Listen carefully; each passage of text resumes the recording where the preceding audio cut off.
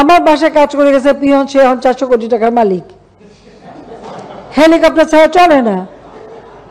হ্যাঁ, বাস্তব কথা। কি করে বানালো এই টাকা? যখন আমি জানছি তাকে বাদ দিয়ে তার কার্ডটা সব সিজ করে সব আমার ব্যবস্থা আমি নিচ্ছি।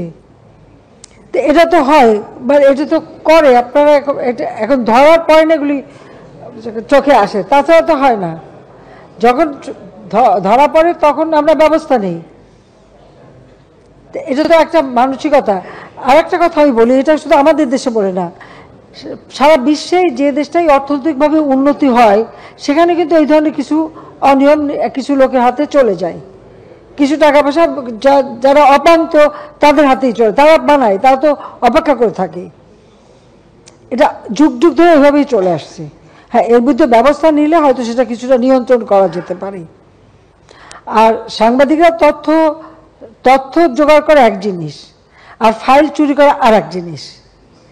এখন আমি ভ্যাকসিন কিনবো, আমার সেখানে নেগোসিয়েশন হচ্ছে, জরুরি পেপার, আমার অফিসার দিন রাত 24 ঘন্টা কাজ করছে, কাগজ ফাইলটা রেখে কেবল একটু বাইরে গেল, অমনি আপনাদের এক স্বনামধন্য পত্রিকার এক সাংবাদিক ঢুকে সেই কাগজ চুরি করতে গেল।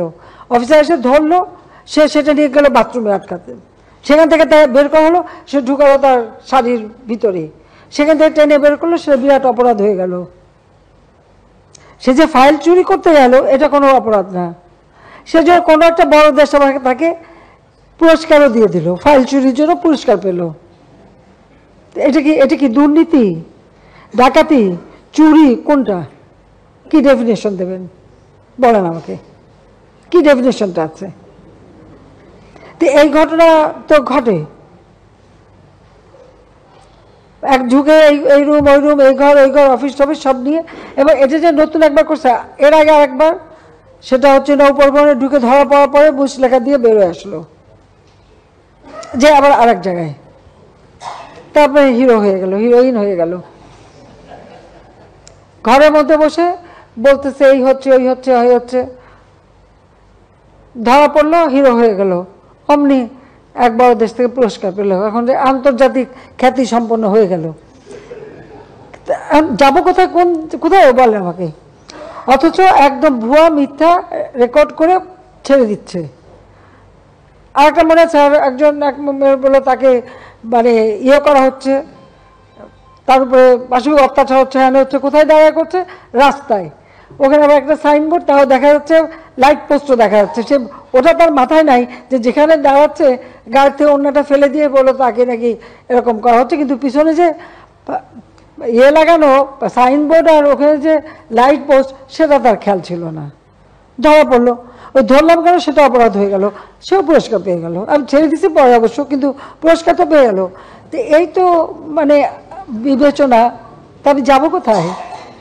আমি যা বলি সাচ্চা বলি, যেটা আমি দেখছি যে এই যে কী কারণে হিরো হয়ে যায়, আর আমরা তো জিরো আছি, কিন্তু আমাদের কোনো সন্দেহ নেই। তো তারপর আমার দেশের মানুষের জন্য কাজ করো, আমি করে যাচ্ছি।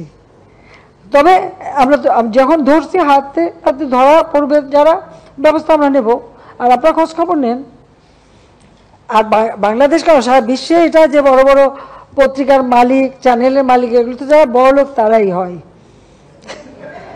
সাধারণ মানুষ তো চালাতে পারে না। এটাও তো ঠিক, তাদের ধরতে গেলে নানা কথা শুনতে হবে, কিন্তু তারপরে আমি যখন আসি ছাড়বো তো না, অন্য কারোর কথা জানি না, আমি তো ছাড়বো না, সে যেই হোক।